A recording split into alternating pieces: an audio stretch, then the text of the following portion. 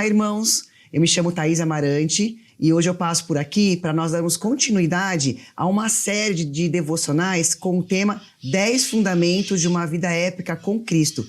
E hoje nós vamos falar sobre o tema Uma Vida de Oração. Para nós termos uma vida de oração, é necessário que, em primeiro lugar, a gente compreenda a importância da oração.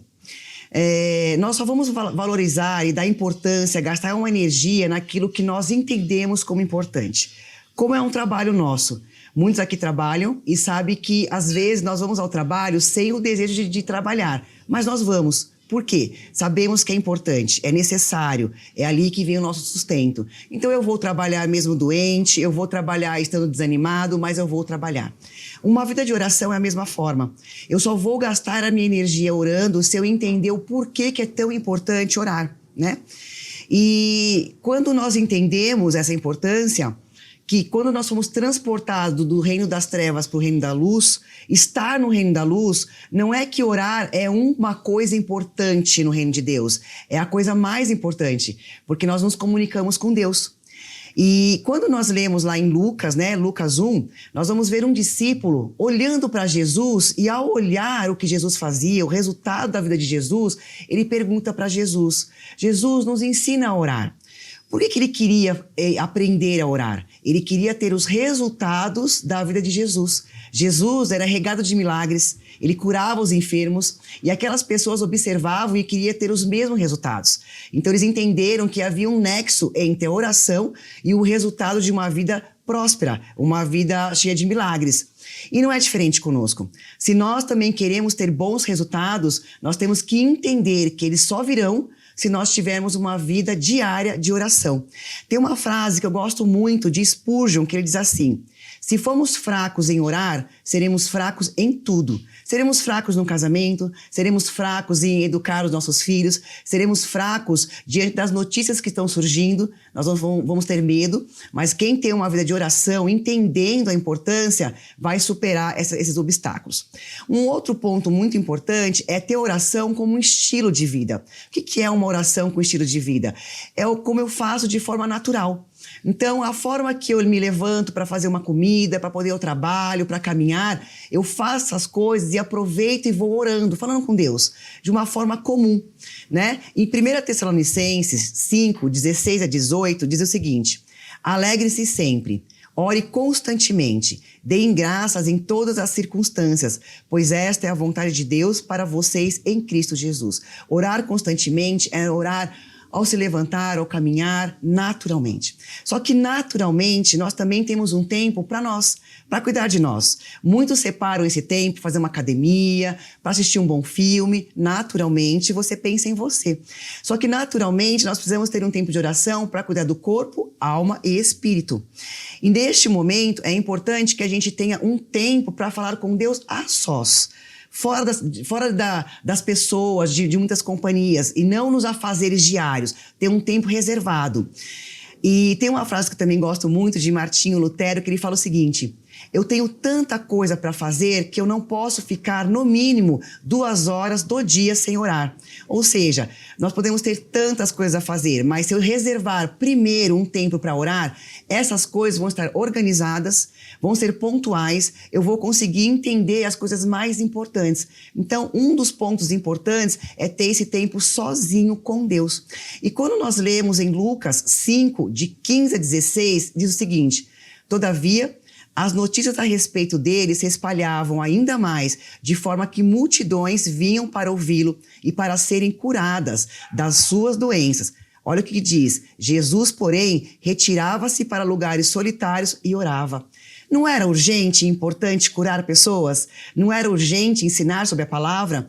Mas Jesus conseguia diferenciar a coisa urgente da importância do que era fundamental.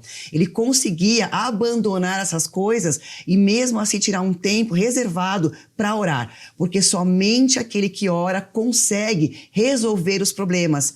Então seria uma forma de que a gente vai se cansar demais se nós não tivermos um tempo de oração. Parece que temos muitas coisas a fazer e, na verdade, precisamos aprender a organizar as coisas e entender que o resultado virá. E olha o que fala também em João 15:5.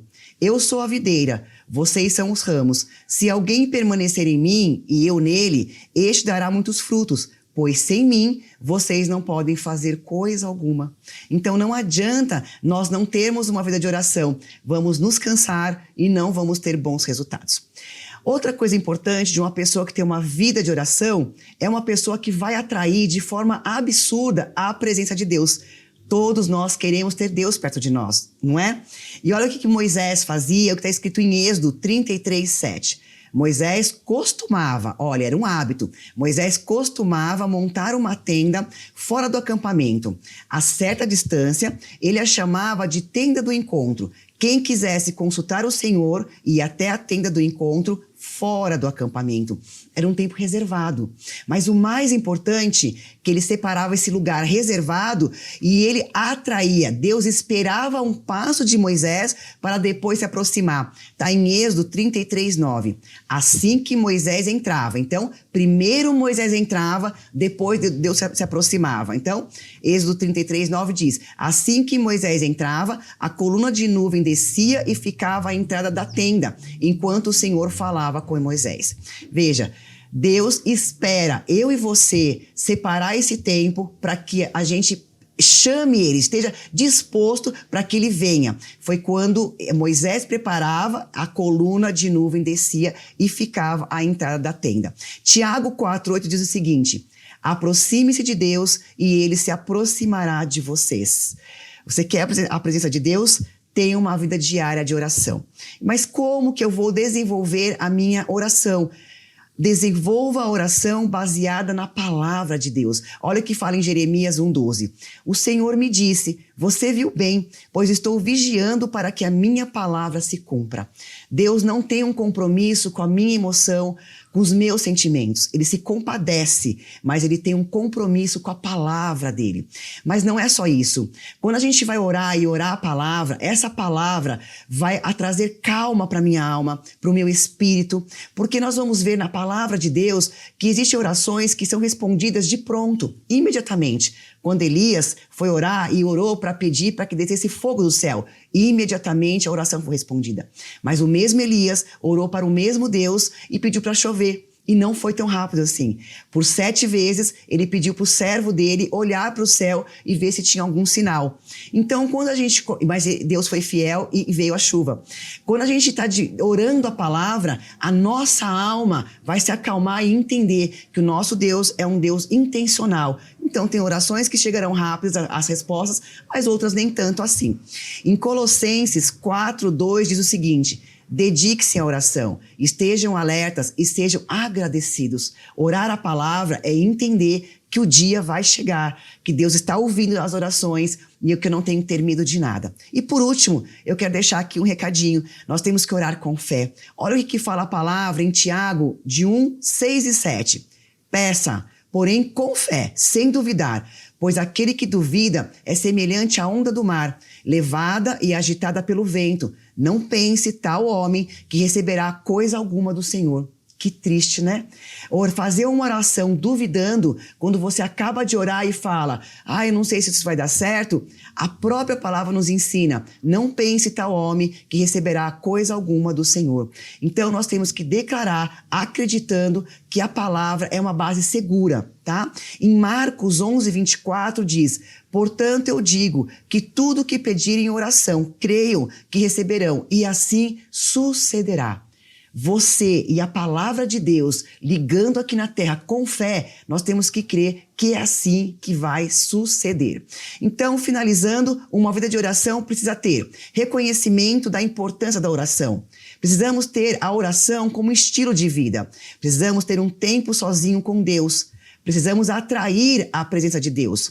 E nós precisamos ter uma oração baseada na palavra, sermos perseverantes e ter fé.